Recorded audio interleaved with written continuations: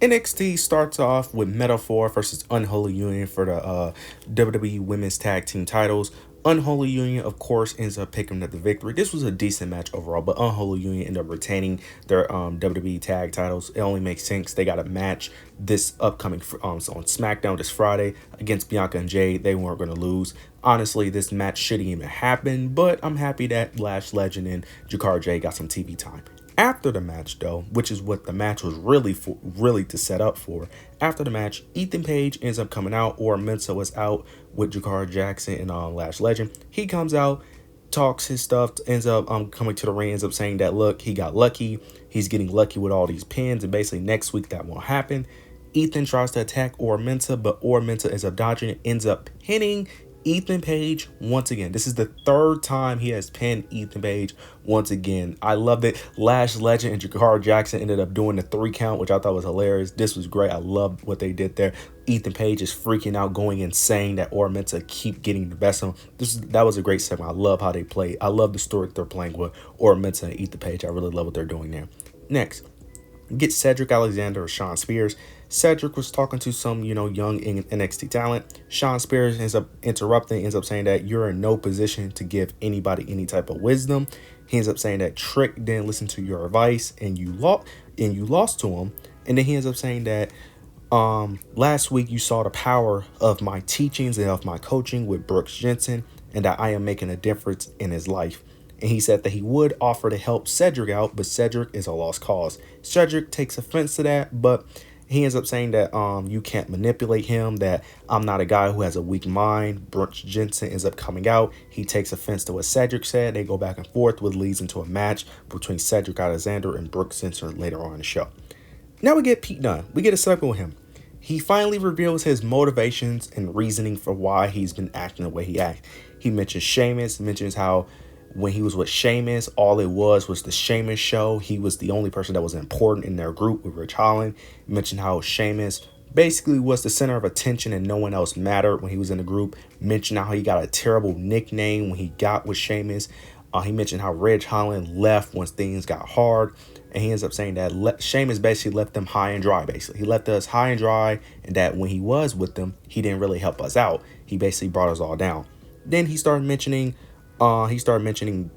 Tyler Bate, how he's injured. Then he started mentioning Trick Williams. He ends up mentioning how come Trick Williams need all this help, all this advice for someone that is as accomplished as he is, someone that is as great as he is, the people that he has beaten, Carmelo Hayes, Ilya Dragunov. Why does he need my help? You should be confident. You should know what to do already. Like, you already been in situations where you should know what to do, which is kind of true. To be honest, he should already know what to do. If you could beat Ilya and Carmelo Hayes, you shouldn't be having a problem. So he ends up saying that, look, next week I am going to show him how to struggle. I'm going to show him how to struggle on his own. So next week is going to be Pete Dunne versus Strickland. I love to know her. I love that Pete Dunne gave great motivations, because he did give great motivations to why he's angry and why he has turned and why he's, going on this rampage. So mainly with Sheamus, I do love the motivations behind him, and I hope this plays out very well. I hope this run in NXT and on the main roster plays out. They need to do a similar vignette with him on the main roster as well, especially if you wanted to get him over. They need to do a similar thing on the main roster as well. Hopefully they do that. Now we get Tavion versus Tony D'Angelo for the NXT Heritage Cup. This was an overall decent match. Tony D'Angelo ends up getting the first pin, I think in round 4, if I'm not mistaken. In round 5, if I'm not mistaken. No, round 3. It was round 3. Round 3, he gets the first pin. Then Ren Sinclair ends up coming in the ring. She immediately pushes Miles Bourne out the way. Miles Bourne's trying to help Tavion. She ends up pushing him out the way. She immediately comes in the ring out of nowhere. And then she starts talking to him, talking to Tavion, trying to motivate him, talking about how you can do this. You're great. You're an Olympian gold medalist. You can do this. Then she starts slapping him. She slapped him like 2 to 3 times. But that ended up motivating Tavion, because Tavion ends up, getting motivated, and then he immediately ends up getting the next pinfall in round 4 immediately. Like that, the round lasted like 30 seconds. He immediately get a pinfall. Then, after this, Ren, Miles, and Miles, Ren, and Charlie Dempsey, they start talking outside the ring. Tavion gets a little bit distracted. Ren keep on trying to prove herself, keep on saying she should be in the group, but they don't want her. Tavion, of course, ends up eventually falling to Tony D'Angelo in round 5, and Tony D'Angelo ends up retaining his NXT Heritage Cup. This was overall a decent match. They're playing the story of Mensah eventually being in the group. Still think it's a very weird dynamic, but I am entertained by it because this is the most entertaining No Quarter Crutch crew has been. So I am somewhat excited to see how this plays out. Now we get Brooks Jensen versus Cedric Alexander. This was overall a decent match. This was a lot shorter than I expected. I thought this would be longer, but based on the card, it kind of makes sense. We get towards the end where Brooks Jensen, he ends up doing like some type of body slam on the announce table. Then he ends up going on the ring apron. He tries to do his dive off the ring apron, but he ended up doing this dive where he like turned his body midway as he was trying to land on the table, which it was kind of weird. I don't even know what he was planning on doing. It was like he was trying to land on his back onto Cedric, but I don't know what he was trying to do, but he ends up falling short and ends up hitting like his lower back on the announce table, which was very nasty. Cedric Alexander ends up taking advantage and ends up hitting the lumbar check and ends up picking up the victory. Building up Cedric Alexander, nothing too special here, but I like what they did there. Now we get the Rascals segment. Gillis segment where I think they said it was in a treehouse, if I'm not mistaken. Not sure. I'm not sure, but I think they said it was in their treehouse. I don't know. I wasn't around when the Rascals was around in NXT. I don't know if this is a thing they typically do, because this segment, I liked the segment. It was just a bit zesty, which threw me off guard because I was very thrown off by how zesty this was. I have no problem with it because I did find it entertaining, but I was just thrown off with the way they was acting. I don't know if that's how they typically done it, so it just threw me off guard. You guys let me know. But they basically alluded to how they pinned one of the tag champions last week in Axiom, and basically that they won a match. They won a match. MSK with Wesley and Zach. They won a match with Nathan and Axiom, and they basically sent them a text. Then later in the show, Axiom ended up signing that contract. Nathan didn't. Nathan didn't want to sign the contract, but Axiom ends up doing it. So I think next week, if I'm not mistaken, next week or very soon, they're going to have an NXT tag titles, and we all know the Rascals most likely will win that match. Now we get the main thing, the main thing everyone been excited for on this show. Joe Hendry performs at NXT. This was actually very enjoyable. I did not think I was going to enjoy this concert as much as I did.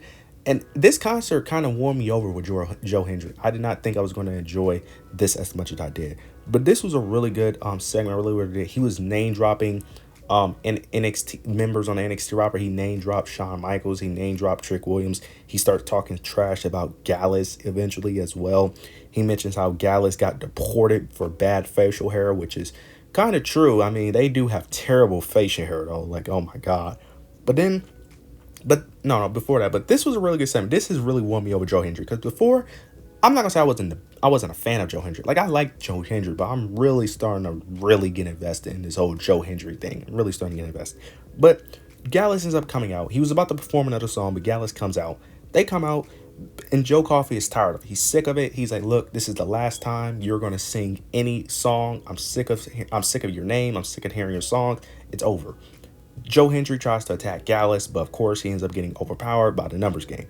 They constantly attack, and then they start holding Joe Hendry, and then Gallus picks up Joe Hendry's guitar and ends up smashing the guitar on Joe Hendry's back. This is a really good segment. I like what they did here. This will play up until next week, of course, because next week, this will play into a story for next week for sure, later on in the show, which I will discuss. Next, we get Kendall Gray. I think that's her name. She's a new NXT call-up, mainly from Level Up. She's been with Carly Bright for the most part. She's facing Jada Parker. Jada Parker picks up the victory. I'm not going to mention too much about this match. Don't really know why this match was even a thing, to be honest. Don't know why. They tried to do this thing where they ended up playing a story from last week where Kendall Gray ended up doing a suplex on Miles Bourne. They did that again. Miles Bourne and Ren Sinclair came out to address Kendall Gray, but they ended up addressing Carly Bright, and then she ends up suplexing Miles Bourne again. You guys know how I feel. I think it's stupid when women attack men like that, because we know the end goal is that the men would never get the revenge. So I don't know why he came back to try to confront her when We know he can't hit her back. I just think it's stupid. But Jada Parker picks us the victory here. Now we get JC Jane, Fallon Henley, Jasmine Nix versus Lola Vice, Carmen Vetrivis, and Sol Ruka. This was a solid match, decent overall match. I like the good in-ring work. The babyfaces dominated a good portion of this match, but it was shockingly the heel won. I was shocked that the heels won. I thought this was going to be another scenario where they build up this faction and have them be losers. And they won cleanly as well, which I kind of like. I like that they won cleanly. I'm glad that they did not lose.